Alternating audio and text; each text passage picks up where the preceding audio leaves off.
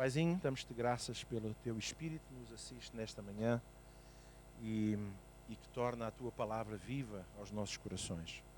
Eu oro para que nesta manhã não seja apenas a tua letra que fique guardada nas nossas mentes, mas que o Espírito, os princípios, aquilo que é importante guardar, possa assentar no nosso coração e fazer algo que transforma a nossa vida e nos dê, Deus, luz sobre esta área. Por isso, Paizinho, abençoa este momento, este tempo, em nome de Jesus. Amém? Diga comigo, o meu coração está preparado para receber a semente da palavra. Os meus ouvidos não têm cera e estão preparados para ouvir a sua palavra. Isto é que é daquelas coisas que só a confissão não faz com que a cera desapareça. Se a gente não limpar, qualquer bom com cotonete também faz o mesmo. Bem, hoje queria falar sobre ofensas. Hein? Quantos irmãos é que já lidaram com ofensas? Temos 3 irmãos, 5 irmãos, 6. De resto, estou a sentir muito ofendido com o resto dos irmãos que não querem reconhecer que ofensas é uma coisa com os quais todos nós lidamos, não só em termos de quem é que nos ofende, de coisas e pessoas que nos ofendem, como nós por vezes também ofendemos os outros, ou não? Ofensa é alguma coisa que a palavra de Deus diz que seria natural e seria uma presença habitual na vida do cristão. Em Lucas, no capítulo 17, Jesus diz naquele tempo que as ofensas viriam. Elas viriam até nós e nós precisaríamos de lidar com elas. Uma coisa interessante acerca da palavra ofensa é que a palavra ofensa vem da palavra grega skandalon, ou seja, que é a mesma palavra de escândalo. Okay? No grego, a palavra ofensa é a palavra escândalo, que significa, entre outras coisas, armadilha, cilada, mas também significa fazer-nos tropeçar ou cair em actos escandalosos. O que significa aqui que cada vez que eu fico escandalizado ou que eu fico ofendido por alguma coisa que me é feita, eu estou a cair numa armadilha. Eu, Luís Miguês, estou a cair numa cilada. Porque aquilo que a ofensa faz quando nós assumimos e a tomamos sobre a nossa vida é permitirmos que a nossa vida fique enredada numa cilada, numa emboscada, numa armadilha que nos pode fazer também fazer cair. E o diabo, o inimigo, o carcará, sanguinolento, mão de vaca, munheca, aquelas coisas todas que a gente chama o capeta, o não sei o quê. Hoje há muita gente que tem medo de dizer o diabo. Parece que dizer diabo hoje já não é muito in. Mas a palavra de Deus diz que ele é o diabo, o Satanás, enfim, é o nosso inimigo, não interessa, aquele que quer destruir a nossa vida. Sabemos o que é que o Evangelho diz, Jesus veio, o diabo veio, não veio senão para matar, roubar e destruir, mas Jesus veio para nos dar vida e vida com abundância. E a primeira coisa que Jesus nos veio mostrar para o que é preciso fazer para dar vida foi precisamente, em primeiro lugar, mostrar-nos que Deus o Pai não estava mais ofendido connosco. Havia uma ofensa e havia necessidade de restituição dessa ofensa, havia necessidade de cobrir essa dívida.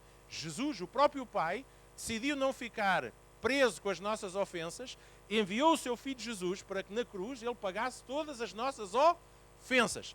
Deus veio até nós e o primeiro passo que ele fez para que nós recebêssemos vida foi perdoar as nossas ofensas. Em Efésios diz que nós antes, sem Cristo, estávamos mortos nas nossas ofensas e pecados. Ofensas a quem? A Deus, certo? Mas a verdade é que também nós somos vítimas e somos expostos às ofensas todos os dias. É ou não é? Tanto ofendendo como sendo ofendidos. E quando nós permitimos que o espírito de ofensa se instale na nossa vida, nós começamos basicamente a fazer a vontade do próprio inimigo que nos tenta derrotar. Porquê? Porque a partir desse momento nós começamos a manifestar sentimentos de ira, ressentimentos, criticismo, em última análise vai provocar divisões entre as pessoas, certo? E, por sua vez, lutas e talvez até a rebelião, no caso de Deus e até em casos de relacionamento com pessoas que estão em autoridade. A ofensa é uma coisa que sempre virá à nossa vida. E a palavra de Deus diz que o servo não é maior do que o seu Senhor. Jesus foi extremamente ofendido nesta terra.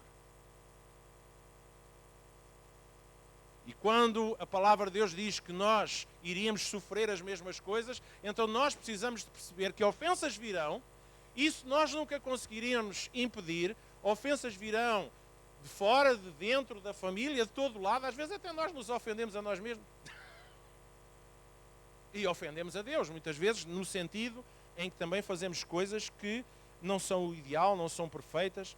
E aquilo que nós precisamos de perceber é que ao longo da história, grandes homens e mulheres perderam grandes oportunidades de ouro que Deus lhes deu, porque decidiram tomar decisões e funcionar em função do espírito de ofensa que se alojou no nosso coração. Então, o que normalmente, até como cristãos, nós não admitimos os chamados grandes pecados. Muitas vezes não admitimos o adultério, não admitimos o roubo, não admitimos até a própria mentira, não admitimos que alguém mate, não é? E ficamos todos iriçados e todos revoltados e dizemos, longe de mim tal imoralidade e tal pecado. No entanto, permitimos-nos a nós mesmos cairmos no espírito de ofensa. E deixem-me dizer que o espírito de ofensa, o espírito de ofendido, causa mais dano espiritual. Hein? Eu sei que não estou a falar para os irmãos. Isto é só caso, eventualmente, possa acontecer na vossa vida, vocês já estão preparados. É só para isso. Não é nada. Isto é como as psicologias, não, aquelas coisas dos medicamentos. Aquilo chama-se bulas. Eu vou dizer outra coisa, é como aquelas informações que vêm dos medicamentos, os possíveis efeitos secundários que aquilo tem. E alguns até, assim que leem o papel, já têm os efeitos todos. Mas pronto, isso é outra história. Certo? Mas o espírito de ofensa. Agora, deixem-me dizer, quando a gente ensina a palavra de Deus, não é para a gente ficar debaixo de condenação, mas é para sermos libertos. A verdade liberta a gente, a verdade não condena ninguém. Amém? A verdade veio para libertar. Quando a gente prega a palavra e ensina a palavra sobre determinados assuntos, claro que até podemos ficar muito desconfortáveis, mas isso significa que há uma área em que a palavra nos precisa de libertar. Hein? Eu hoje não era para falar sobre isto, digo já. Eu até tinha posto no Facebook e ia falar sobre o tema. Portanto, eu não estou a falar isto em função, eu sei isto, aquilo e o outro, e eu agora vou-lhes dar pela medida grossa. Nada disto. Estou-vos a ensinar aquilo que eu acredito que é essencial para a nossa saúde espiritual, para a nossa liberdade, para o nosso bem-estar, para a nossa vitória. Amém? Porque se isso não acontecer, basta dizer que, por exemplo, se nós não perdoarmos as ofensas, toda a nossa vida espiritual fica em suspenso e fica limitada. Até as nossas orações ficam impedidas. Logo ficamos totalmente desprotegidos. Amém! Estava aqui um amém pendurado da semana passada. Mateus 24:10 diz, nesse tempo, ou nestes dias, muitos hão de se ofender ou de se escandalizar, trair-se uns aos outros e mutuamente se odiarão. Em Mateus capítulo 24:10, e para os irmãos que não têm um dedo rápido, não é? Não no revólver, mas na Bíblia, podem escrever as referências e depois em casa conferir. Amém? Então, quando nós permitimos a nós próprios ficarmos ofendidos, e deixe-me dizer, ofendidos todos nós ficamos de uma maneira ou de outra. Alguns irmãos, eu nunca fico ofendido. Então não és homem, és réptil. O sangue que corre em ti não é sangue quente.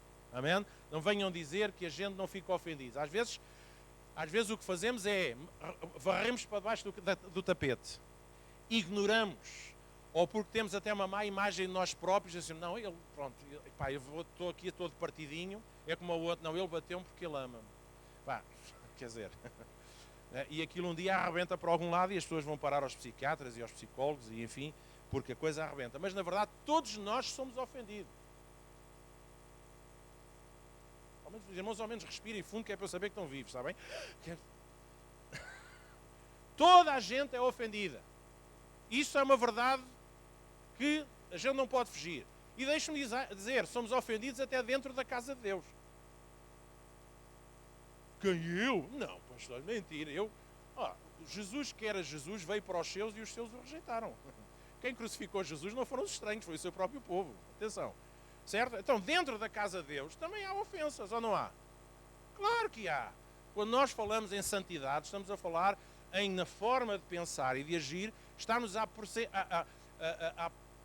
aperfeiçoar as nossas vidas no ensino e no caminhar da nossa vida para nos aproximarmos do coração de Deus e do ideal de Deus. Amém? E depois já somos santos num certo sentido, porque através de Jesus Cristo, diante dos olhos do Pai, nós fomos santificados. Então, Deus chama-nos santos pelo sacrifício de Jesus. Mas fala também que nós precisamos santificar a nossa vida nesse sentido, de não nos ofendermos nem ficarmos, sobretudo não ficarmos ofendidos. Ofendermos, todos nós nos ofendemos. A questão está, como é que nós lidamos com as ofensas?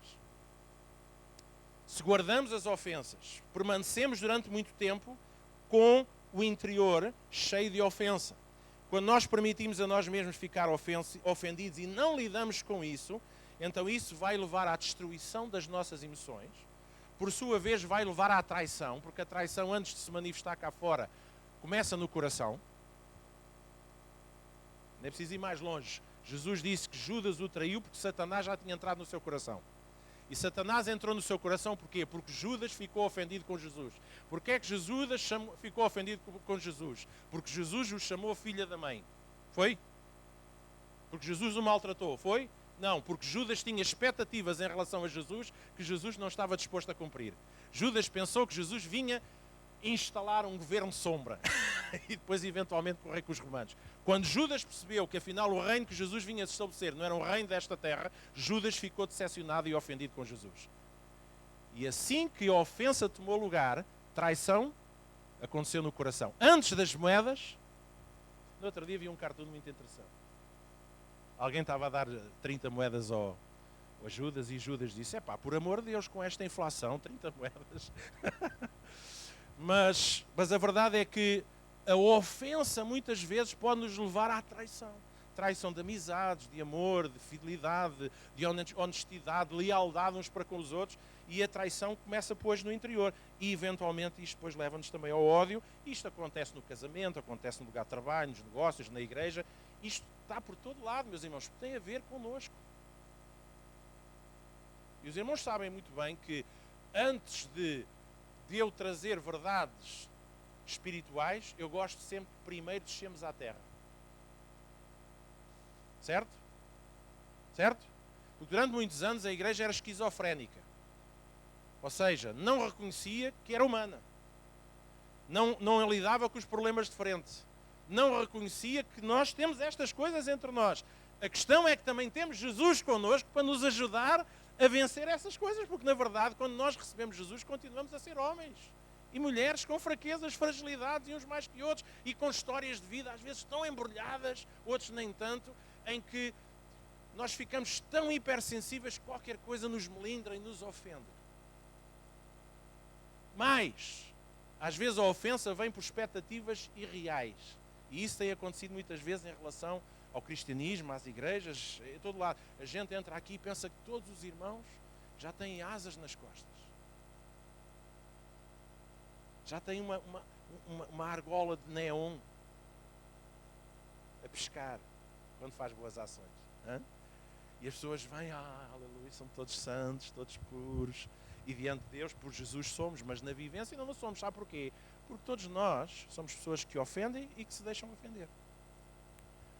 Em Provérbios capítulo 18, versículo 19, diz que é mais difícil ganhar de novo a amizade de um amigo ofendido do que conquistar uma fortaleza. Na versão mais natural diz que é mais fácil conquistar, ou é mais difícil conquistar um irmão ferido do que um castelo, ou de uma fortaleza. Certo? E a verdade é esta, porque as ofensas, elas magoam e muitas vezes nós não estamos ensinados, nem estamos atentos, nem olhamos com seriedade para este aspecto das ofensas. As ofensas são terríveis quando elas não são lidadas de forma saudável. Então isto é muito sério. Ficamos muitas vezes focados nas memórias, nas situações negativas. Por sua vez, estas coisas irão formar as nossas atitudes. Quando a gente, por exemplo, diz, que essa pessoa é tão azeda. Sabe porque é que a pessoa é azeda? Porque a pessoa permitiu ficar com o seu espírito ofendido, não lidou com as ofensas da vida e das pessoas, e isso formou as suas atitudes. A atitude da pessoa é que está sempre mal com tudo. Eu sei que não há irmãos aqui assim, está bem? Se no caso de conhecerem alguém, está bem? Ou que venham a conhecer, vocês já sabem como é que é de lidar com a coisa. Amém? Forma as nossas atitudes, acaba por tomar controle das nossas ações. Está, irmão Lindinda, está tudo bem. O que é que foi?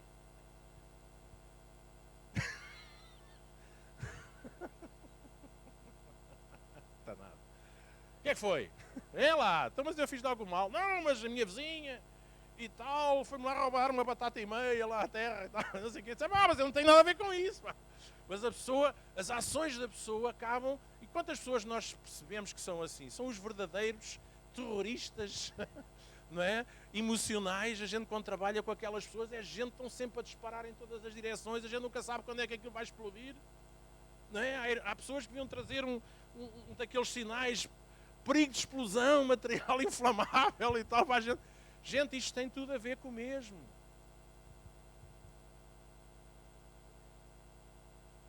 Forma as nossas atitudes, amém? Toma controle das nossas ações e, mais grave ainda, acaba por moldar o nosso caráter. As ofensas são terríveis quando elas não são trabalhadas. É por isso é que há um ensino tão forte, tão poderoso de Deus acerca da importância do perdão. Mas nós hoje não vamos falar sobre o perdão, vamos falar sobre aquilo que as ofensas fazem. Os irmãos ofendidos. Eu vivi ofendido tantos anos da minha vida contra o meu pai. Por aquilo que ele fez ou por aquilo que ele devia ter feito e não fez. Ofendido. E sabe, eu vivia em função da ofensa.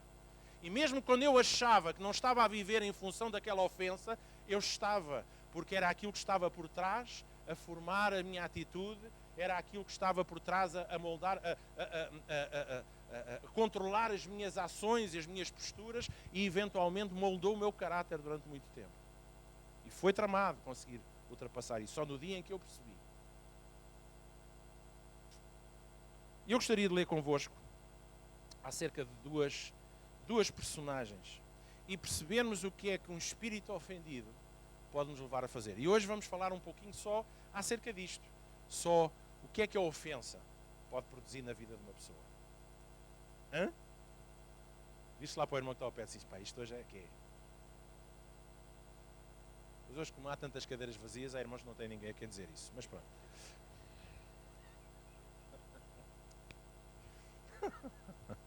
Vamos abrir a palavra de Deus em 2 Samuel, capítulo 13, versículo 6. E vamos ler acerca de duas personagens. E é uma história que, como sempre, envolve... Como sempre que é o meu personagem... Personagem, entre aspas, é uma pessoa. Não é uma personagem porque isto não é um romance. Isto aconteceu. Mas é das pessoas com quem eu mais me identifico na Bíblia. Tem a ver com o rei Davi. Embora Davi está aqui envolvido como terceira pessoa, mas estamos a falar de duas pessoas. Uma, o seu filho, um dos seus filhos, e outro, o seu conselheiro mais próximo. E vamos ver o que é que ofensas não tratadas levam a que as pessoas façam, aconteçam e depois o seu fim.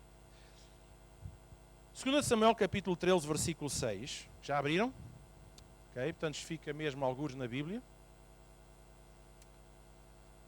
Fica entre páginas. Não. Diz assim: E Amnon se deitou e fingiu que estava doente. Quem era Amnon? Amnon era um dos filhos de Davi. Certo? Eu vou ver, temos 20 minutos. E Amnon se deitou e fingiu que estava doente. O rei Davi foi visitá-lo e Amnon disse: Por favor, deixe que Tamar venha. Quem era Tamar? A outra filha de Davi, irmã de Amnon. Ou meia-irmã, não interessa agora. As metades, pode ser a metade de baixo como a de cima. Por favor, deixe que Tamar venha e prepare alguns bolos aqui onde eu possa vê-la e que ela mesma os sirva para mim. Agora repare que o versículo começa a dizer que ele deitou-se e fingiu que estava doente.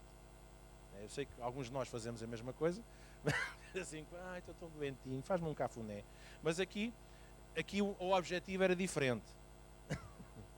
Então Davi mandou dizer a Tamar no palácio, vai à casa de Amnon, ou de Amnon, e prepara alguma comida para ele, uma canjinha, vá lá.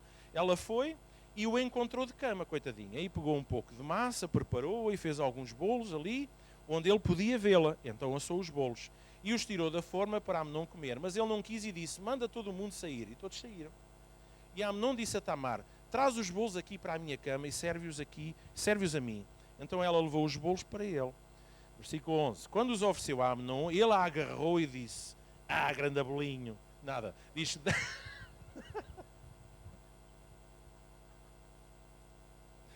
Olha lá, gente, senão vocês adormecem, caramba.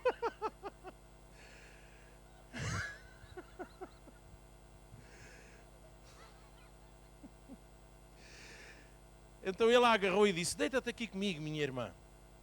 Ela respondeu, não, meu irmão, não me obrigues a fazer isso, não se faz uma coisa dessas em Israel, não faças essa loucura. Como é que eu poderia depois aparecer depois disto diante dos outros?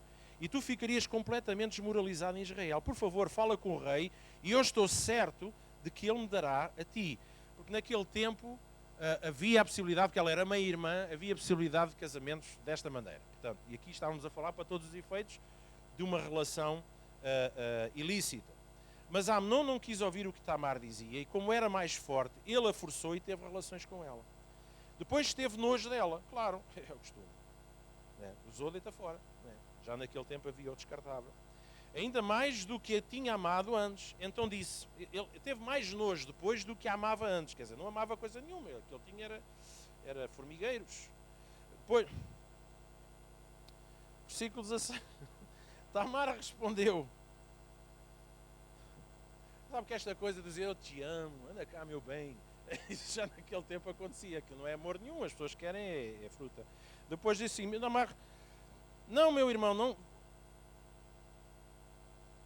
Se tu me mandares embora, assim é um crime ainda maior do que aquele que tu acabas de cometer. Mas Amon não quis escutar o que ela dizia. Portanto, havia a possibilidade, depois de a ter forçado, a casar com ela, mas depois ele repudiou-a completamente. Então Amnon chamou o seu empregado particular, o seu servo, e disse, tira essa mulher da minha frente, põe-a para fora e fecha a porta. Então o empregado, ou servo, pôs a Tamar para fora e fechou a porta. Ela estava a usar um vestido longo, de mangas compridas, a roupa que normalmente as princesas solteiras usavam naquele tempo.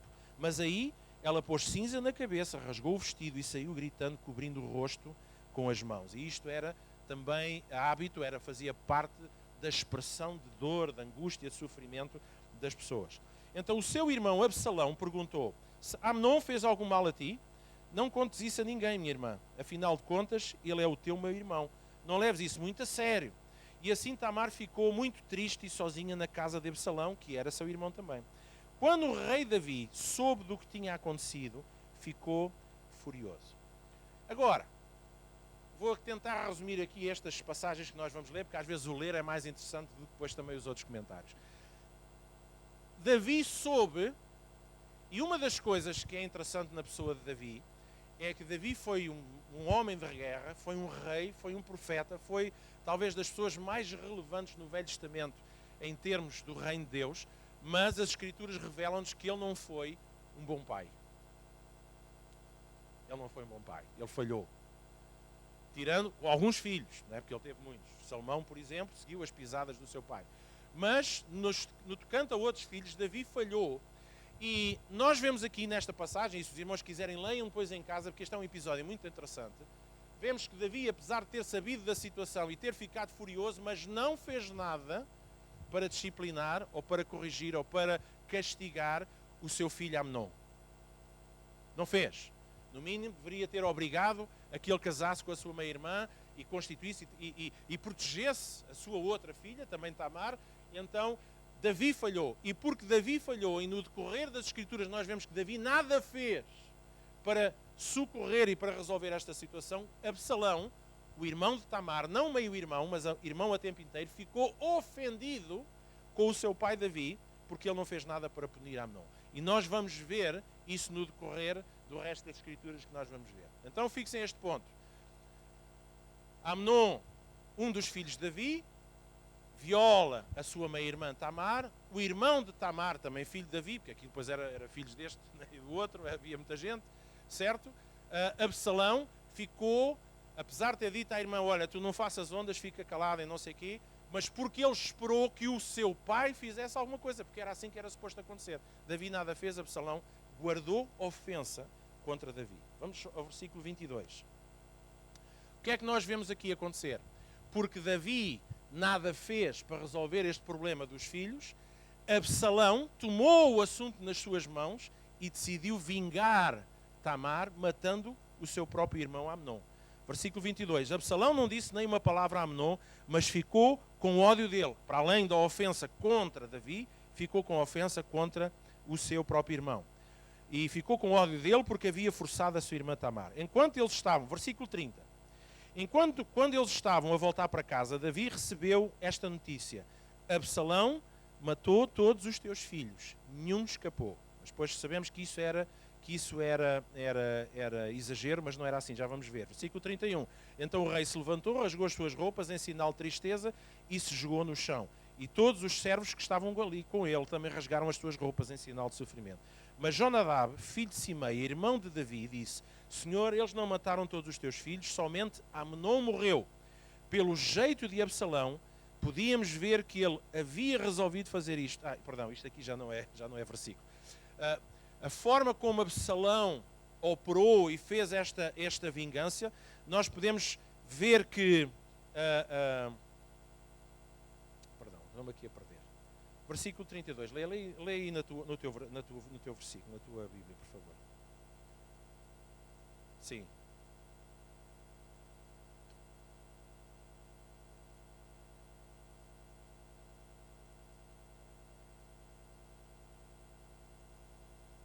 Ok, então é isso. Isto aqui é que falhou-me aqui qualquer coisa. Então, Absalão podia ter resolvido esta situação, mas ele não o fez. No entanto, ele ficou ofendido de duas maneiras. Ele ficou ofendido contra Amnon, mas também ficou à espera que Davi, seu pai, tivesse feito alguma coisa. E deixem-me dizer, quando ofensas não são tratadas, sejam a nível pessoal, sejam a nível com os outros, mais tarde ou mais cedo, isto vai dar sangue. Mais tarde ou mais cedo, e a pessoa vive em função do momento em que pode fazer e concretizar a sua vingança e dar o troco na mesma moeda. Reparem o que é que Jonadab disse a Davi. Se Absalão quisesse, logo no momento quando soube da situação, ele podia ter feito alguma coisa, mas ele alimentou a ofensa, alimentou um espírito ofendido, alimentou tudo aquilo, ficou à espera que o seu pai cumprisse alguma coisa, o seu pai nada fez, então ele decidiu, no momento certo, vingar-se. Deixe-me dizer, meus irmãos, que espíritos ofendidos, aquilo que eu já disse há bocado, mais tarde ou mais cedo, vão nos levar à traição, vão nos levar ao ódio, e ao ódio, por sua vez, pode nos levar à morte e a situações muito, muito, muito desconfortáveis. Quantas vezes temos lido nestes últimos tempos, tantas mulheres têm sido mortas, tantas famílias têm sofrido violência nas suas vidas por causa de ofensas que durante anos nunca foram resolvidas. Quantas pessoas passam anos a planear resolver aquela ofensa, em vez de se libertarem da ofensa, vivem em função da ofensa e mais tarde ou mais cedo espera pelas melhoras que eu já te vou dar o arroz. Eu dou graças a Deus que connosco isso nunca aconteceu. Nem nunca alimentámos ofensas, nem nunca dissemos há de cá vir, nem nunca pensámos cá para mim, deixa estar que um dia, pai, não há de cá vir pedir. E aí vais ver como é que é. Nós nunca pensámos, não, tu vais pagá-las. Eu seja ceguinho destes 4, 6 olhos que a terra há de comer. Quantos de nós é que nunca o fizemos? Todos nós. Alguns de nós sabemos que não, eu não vou matar ninguém, só vou parar para a prisão, mas às vezes falta de vontade não nos falta. Aquilo que eu sempre digo, a gente só não os come não é por falta de apetite, é depois por causa da indigestão que aquilo causa. Todos nós. Mas este é um exemplo de uma família que tinha até na sua família, tinha como cabeça Davi um homem de Deus, alguém que amava a Deus, mas que tinha as suas fragilidades também, e que neste ponto ele devia ter feito alguma coisa e poderia ter impedido esta tragédia de acontecer. Vamos ao capítulo 15, versículo 1. Fruto desta ofensa não resolvida, não só Absalão mata Amnon, como, depois de se vingar em Amnon, ele planeia vingar-se no seu pai Davi. Porque Davi ofendeu-o não fazendo nada. E como é que Absalão planeou vingar-se em Davi?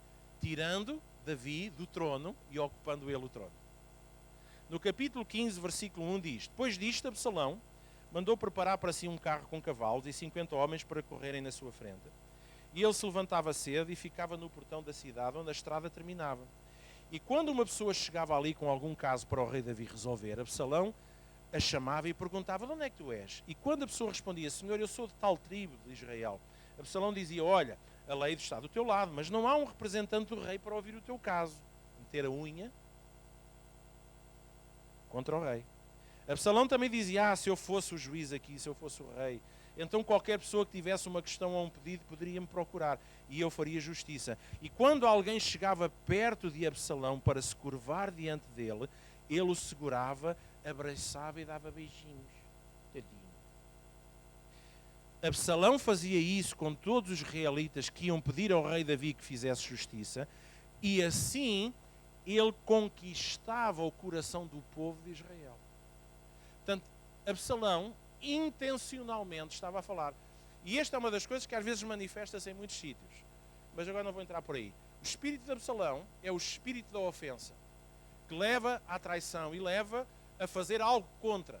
Absalão era filho de Davi e naquele tempo os emissários do rei, os juízes, aqueles que iriam julgar as causas, sentavam-se e estavam junto das portas da cidade, e todas as pessoas que tinham causas precisavam de uma resolução e uma determinação, iam lá ter com eles. Então Absalão foi-se pôr lá e de forma gentil, subtil e subliminar estava a meter a faca no coração das pessoas, a dizer: pois é, Davi não resolve as coisas,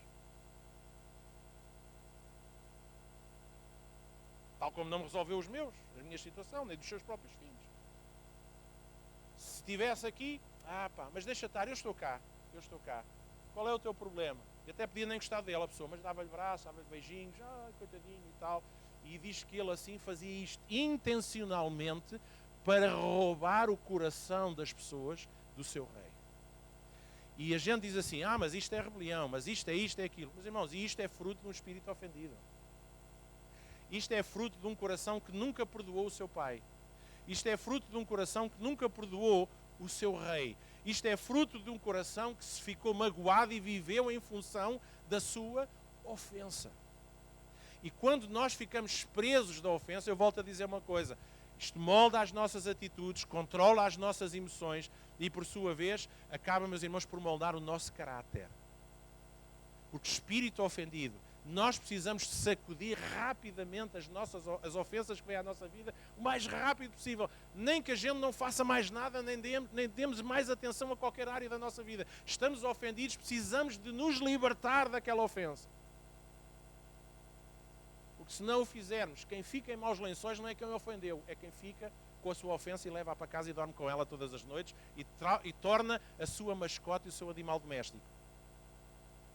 Deita-se a pensar na ofensa, levanta-se a pensar na ofensa, trabalha a pensar na ofensa, relaciona-se com os outros já a agir em função da ofensa. E, meus irmãos, e não venham dizer que nós como cristãos às vezes não fazemos a mesma coisa.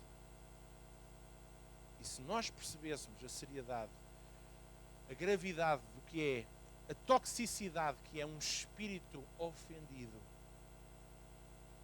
nós se calhar durante uns tempos não gastaríamos mais tempo, não gastaríamos as nossas energias a fazer outra coisa, a não ser certificar-nos que o nosso coração não está ferido, nem está ofendido, nem vivemos em função dessa ofensa. Agora vamos continuar. Temos ainda 5 minutos. Os irmãos estão a gostar? Não. Mas também se não tiverem a gostar, olha, paciência, não tenho mais nada. Mas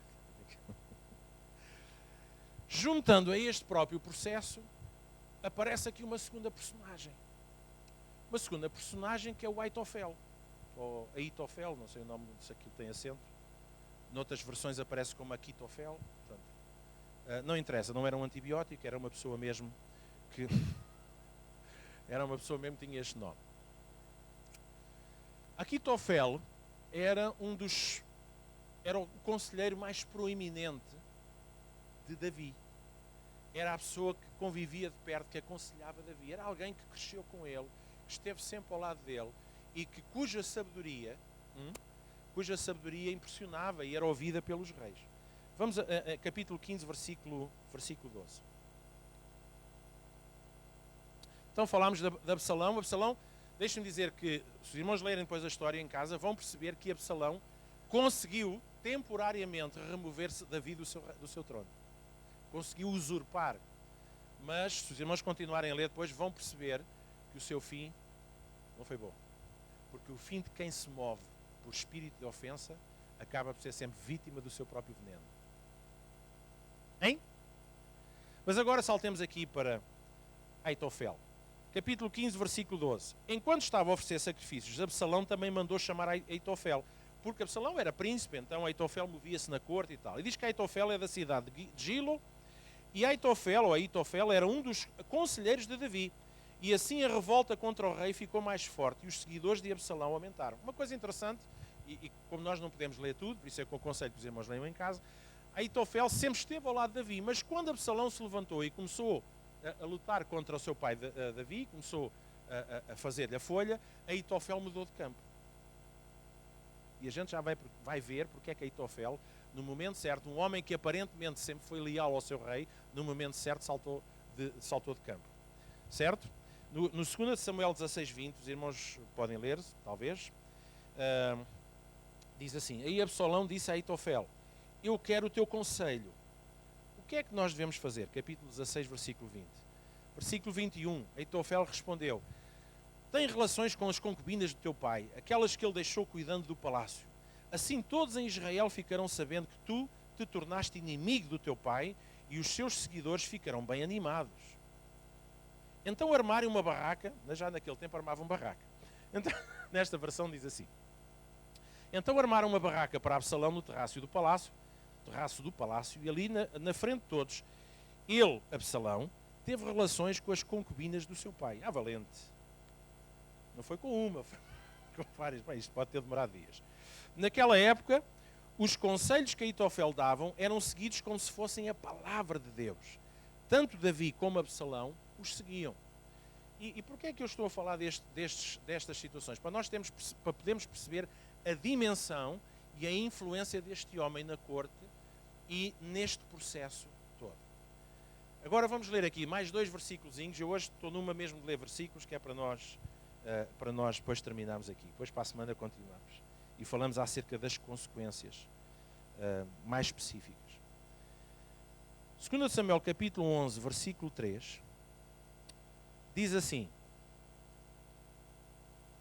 quantos de vocês se lembram da história de Davi, que um dia, naquela altura não havia internet,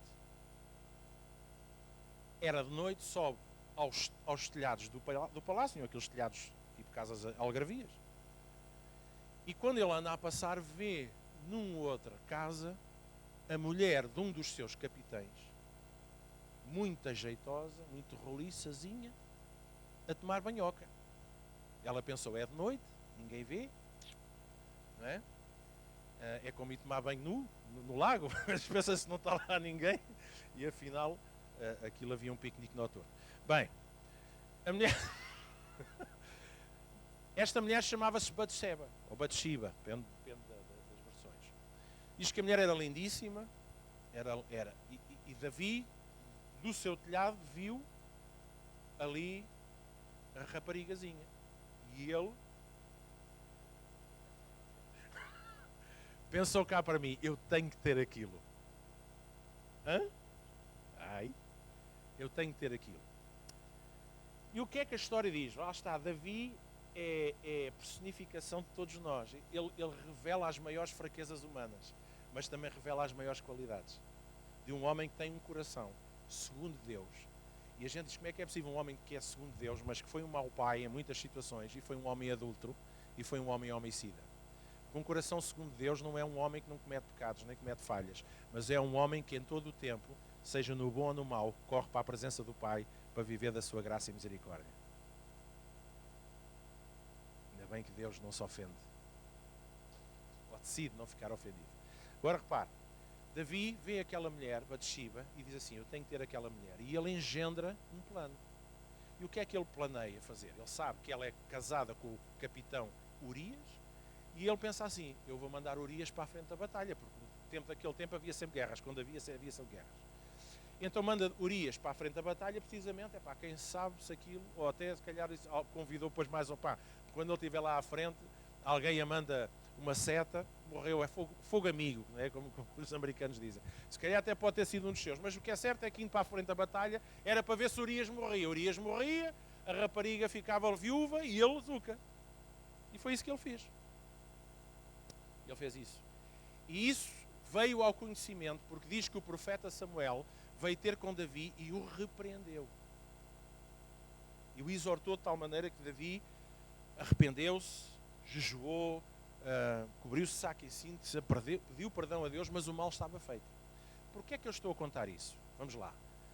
2 Samuel capítulo 11, versículo 3. Tendo Davi enviado a indagar a respeito daquela mulher, porventura não é Batseba, filha de Eliã, mulher de Urias, o heteu, certo? Então diz que ela era filha de quem? De Eliã, que era casada com Urias, mas era filha de Eliã. Quem é que era Eliã? 2 Samuel 23, 34.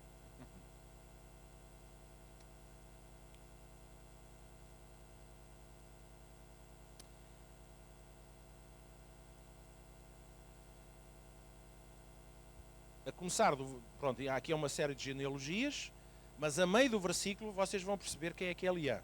Então começa o versículo assim, Elifelete, filho de Ascabai, filho de um Amacatita, não é? Portanto, nomes giros, e depois, a seguir diz, Eliã, quem é que era Eliã? O pai de Seba, que era filho de Aitofel, o Gilonita, como nós já lemos na outra passagem, que Aitofel vinha da terra de Gilu, certo? Então, quem é que era Aitofel? Aitofel era o avô de Batseba. E é interessante vermos que tanto no caso de Absalão como no caso de Aitofel, e de Aitofel ainda mais, Aitofel esperou uma vida para se vingar do rei Davi, por aquilo que ele fez à sua neta e ao seu genro neto. Gente que nunca resolveu a ofensa. Gente que nunca se libertou do espírito ofendido. Aitofel cresceu dentro da corte, tornou-se um dos maiores conselheiros no momento em que ele viu a oportunidade de vingar aquilo que Davi tinha feito, apesar de Davi se ter arrependido, porque não sei se vocês sabem, daquela relação imoral nasceu um filho, a Davi e a Batseba. Um filho que adoeceu profundamente e que morreu por quem Davi clamou a Deus e disse, Deus, não castigues o meu filho por aquilo que nós fizemos, mas o que é certo é que o filho morreu. E sabe, Davi resolveu, Davi nesse aspecto pediu perdão a Deus, com certeza terá pedido perdão até a algumas pessoas, mas Aitofel, um homem de respeitabilidade, viveu à espera do momento certo para vingar aquilo que tinha sido feito à neta. E eu amo a palavra de Deus, sabe porquê? Eu adoro a Bíblia, porque eu quando olho para a Bíblia, ela não nos pinta quadros cor-de-rosas. Ela pinta-nos o quadro de como nós somos, ponto final. E pinta-nos depois, acima da nossa realidade, a misericórdia, a graça de Deus e a sabedoria de Deus para nos dizer, veem o que é que estes homens fizeram no passado, não caiam vocês no mesmo erro.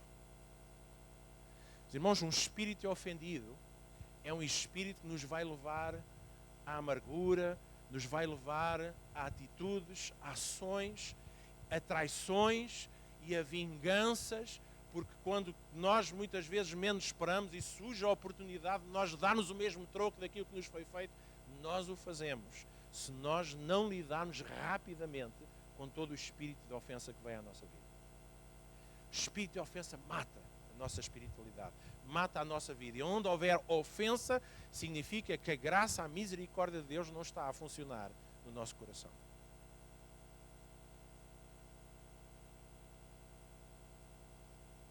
Aitofel aproveitou, surgiu a fragilidade de Davi. Ele não só mudou de posição, como se tornou um dos principais instigadores da revolta do próprio filho Absalão. Eu até pergunto, não está escrito na Bíblia, mas pergunto até que ponto é que Absalão ganhou coragem para fazer o que fez se não tivesse tido Aitofel por trás, se calhar a alimentar e a espicaçar e a encorajar. Faz. Aproveita agora, vira-te contra. Se calhar, quem sabe, Absalão e Aitofel em determinada altura até se juntaram os dois, porque perceberam que tinham uma coisa em comum. Tinham falta de perdão em relação à mesma pessoa. Estavam ofendidos os dois, em situações diferentes. E sabem, meus irmãos, quando a gente carrega um espírito ofendido, nós atraímos pessoas do mesmo género. Porquê é que nós lemos a Bíblia? Nós vamos falar depois nas próximas semanas, pelo menos na próxima semana, sobre coisas muito específicas. Mas estamos aqui hoje só para dizer que a Bíblia fala-nos disto. E poderíamos falar aqui de uma série de outras situações. Mas estamos aqui a falar de gente que foram gente grande naquilo que era o processo e o propósito de Deus no caminhar do seu reino. Gente com influência, gente que podiam ter feito coisas grandes. E sabe o que é que aconteceu a Absalão e Aitofel? Morreram os dois. Aitofel chegou a um determinado momento, porque depois de Absalão já ter o que quis, borrifou-se para Aitofel. E Aitofel percebeu que tinha perdido toda a sua influência, tinha vivido em função de um espírito ofendido. Sabe o que é que ele fez? Diz que no momento em que viu que já nem Absalão ouvia os seus conselhos, voltou para a sua casa, diz a Bíblia, que pôs a sua casa em ordem e a seguir enforcou-se. Onde é que eu já ouvi isto? Judas fez a mesma coisa. E Absalão acabou por morrer. Acabou por ser morto neste plano de rebelião, neste plano de um espírito ofendido. Meus irmãos, quando nós vivemos em função das ofensas que chegam à nossa vida, deixe-me dizer, para já é um contrassenso completo em relação àquilo que nós dizemos crer. Deus que é Deus decidiu não ficar ofendido connosco. Deus que é Deus decidiu nos libertar das nossas ofensas para com Ele. Deus que é Deus pagou do seu bolso as nossas dívidas. Deus que é Deus veio até nós para nos libertar e dizer-se: eu sou o teu exemplo, eu sou o teu padrão, eu sou aquele que dei tudo, eu perdoo-te, eu liberto de todas as tuas dívidas passadas, presentes e futuras, porque eu, Deus, não sou Deus para viver ofendido. E vimos em Jesus a expressão de um Deus que diz: não quer saber mais dos teus pecados, não quer saber mais das ofensas, não quer saber mais. O meu Filho Jesus libertou-vos de tudo isso. E meus irmãos, como cristãos, pelo menos como cristãos, ao olharmos para a cruz, ao olharmos para Jesus, ao olharmos para o padrão, para o amor, para a expressão de Deus, de um Deus que tinha todas as razões para estar ofendido com o ser humano, porque o ser humano tocou e decidiu voluntariamente afastar-se de Deus no início e ainda hoje, certo? E Deus nos amou e Deus não ficou ofendido connosco. E nós não podemos nos dar ao luxo de guardar ofensas no nosso coração. Quem está ofendido, diga amém. Temos dois irmãos. Já temos alguém por quem orar nesta manhã. Certo? E deixe-me dizer, não estou a falar, quando a gente fala de espírito ofendido, e vou terminar aqui, nós estamos a falar daquelas coisinhas. A pessoa passou, pisou-nos o dedo mindinho, ai, pronto, passou. Desinchou, passou. Vou falar disso. Vou falar daquelas coisas que nos magoaram profundamente, que nos decepcionaram, que nos chocaram, que nos magoaram, que nos feriram. E porventura até podem ter deixado marcas e cicatrizes emocionais, psicológicas, espirituais, seja o que for, mas nós sempre temos. Meus irmãos, quantos, meu filho, quando vou usar o exemplo do Luís, o Luís, a jogar rugby, partiu o maxilar. Certo? Certo? Partiu o maxilar. E ele ficou magoado, bastante magoado.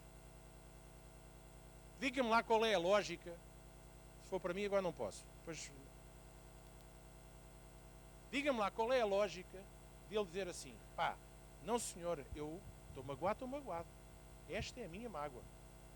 Esta é a minha ferida. Eu vou passar o resto da minha vida com os queixos de lado.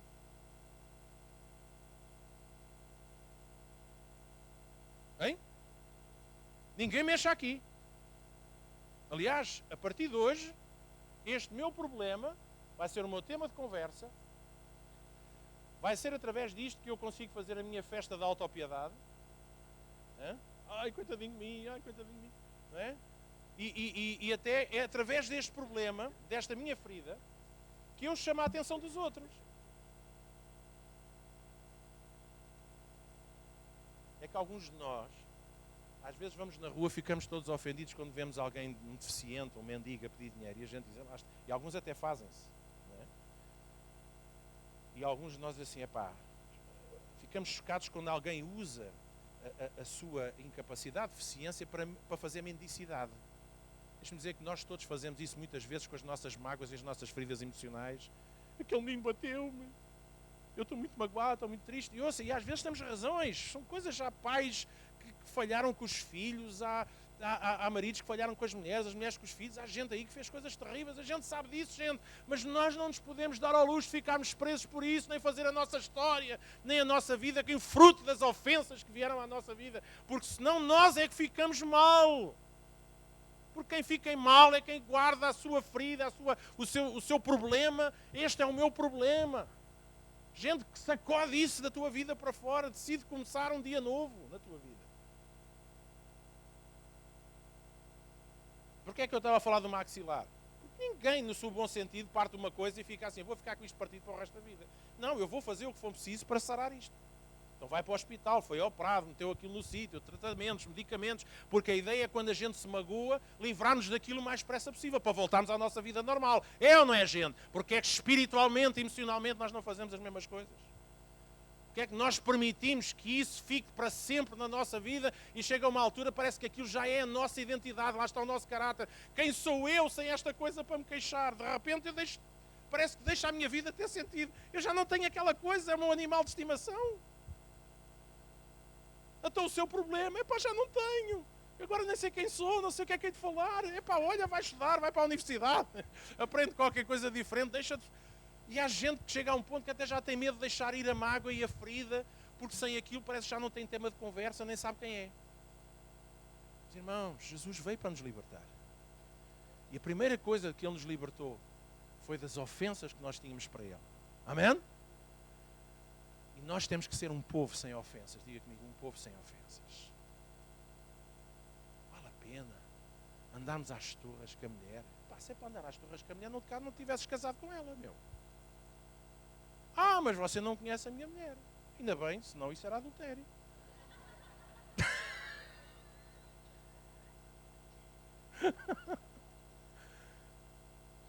Mas o irmão não conhece o meu marido. É verdade, a gente sabe que há gente muito chata. Eu também sou chato, tenho os meus dias por aí afora. Mas gente, e a gente pode até irritar não é ficar ferido. Não é ficar coisa, não sei o quê. Percebe? Agora há gente que... E às vezes várias irritações e várias situações começam a alimentar uma mágoa. Uma ofensa. Uma ferida. No trabalho.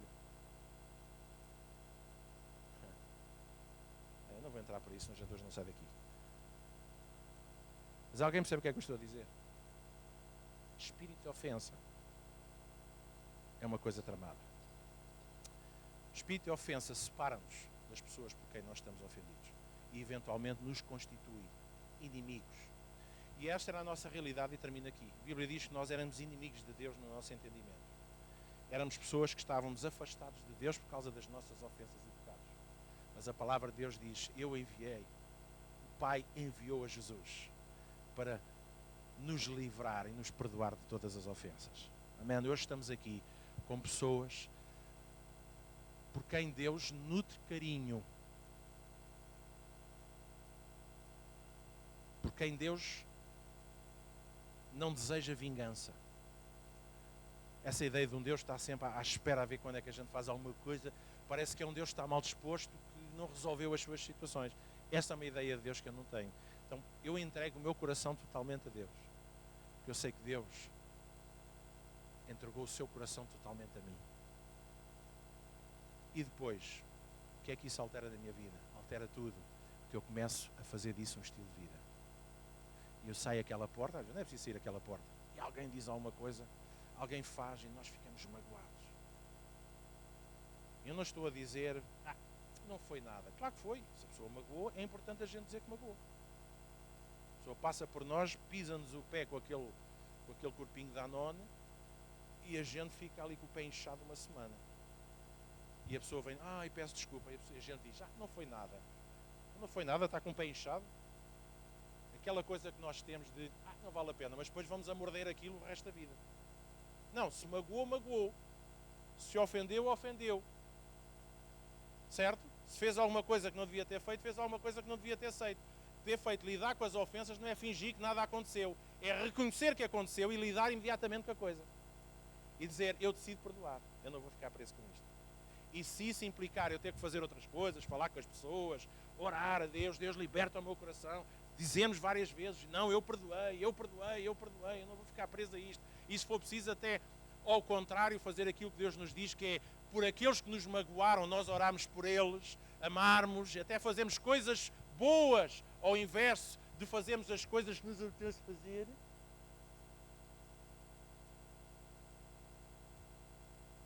Hein? Essas coisas produzem cura e libertação dos nossos corações.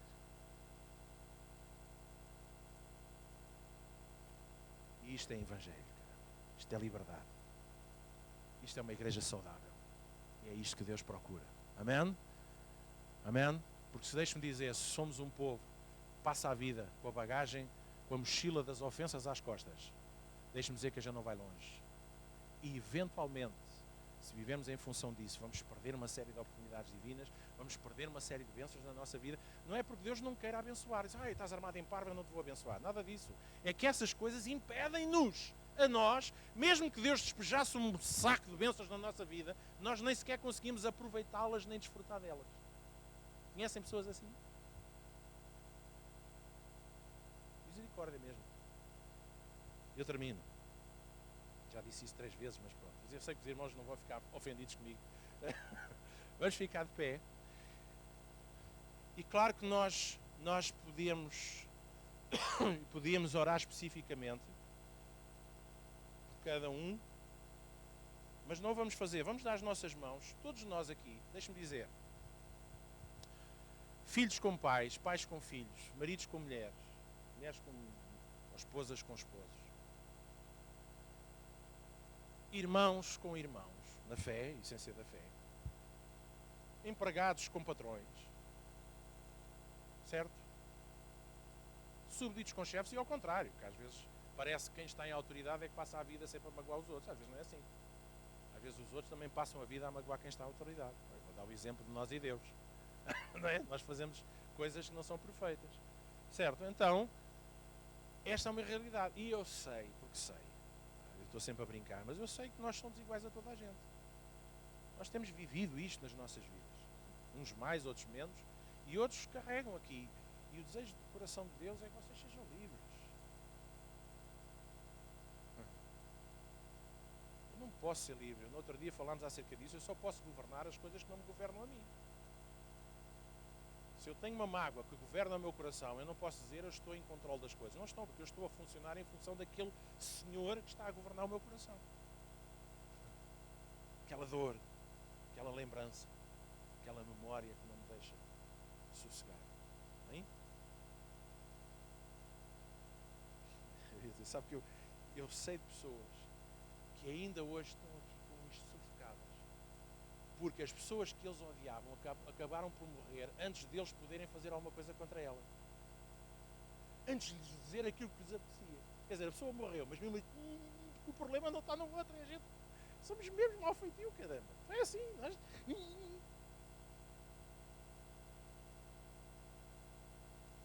Portanto, não só orarmos para que Deus nos limpe, nos ajude neste processo, mas determinarmos o nosso coração. Certo?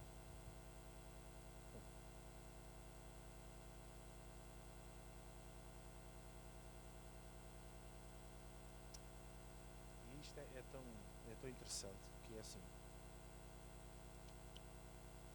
Às vezes nós que fomos os magoados e que carregamos uma mágoa por toda a vida, às vezes somos nós que temos a necessidade de chegar ao pé da outra pessoa que se calhar já nem se lembra do que fez ou estava noutra. E nós é que temos que chegar ao pé da pessoa e dizer assim, pá, perdoa-me que eu ao longo destes anos todos eu tenho tido um dó, não há aspirador que resolva.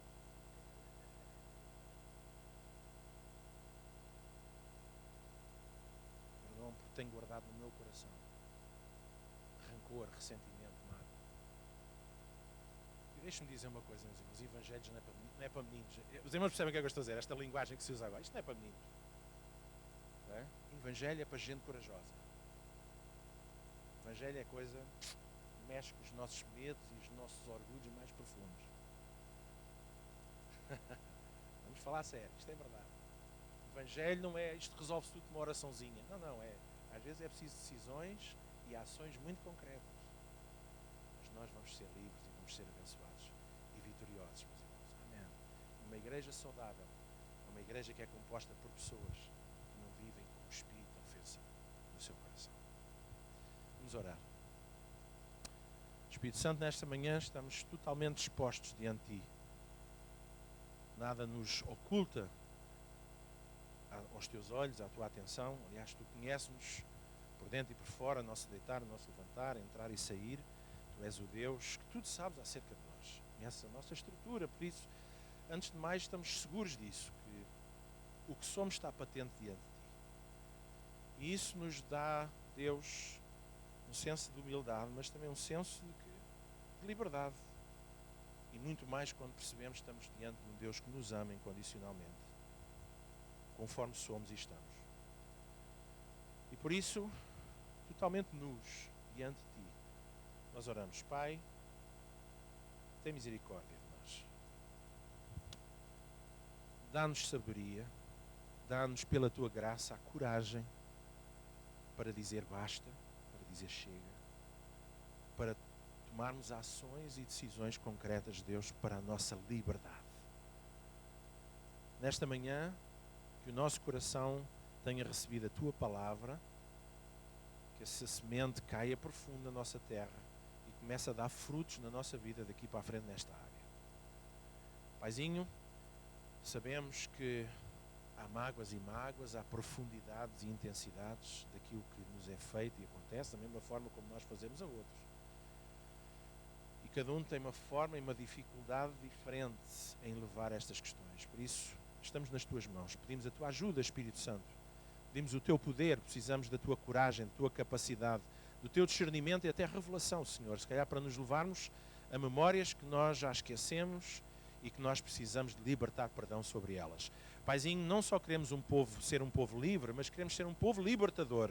E queremos libertar aqueles que têm estado presos pela nossa falta de perdão e pela ofensa que temos guardado nos nossos corações.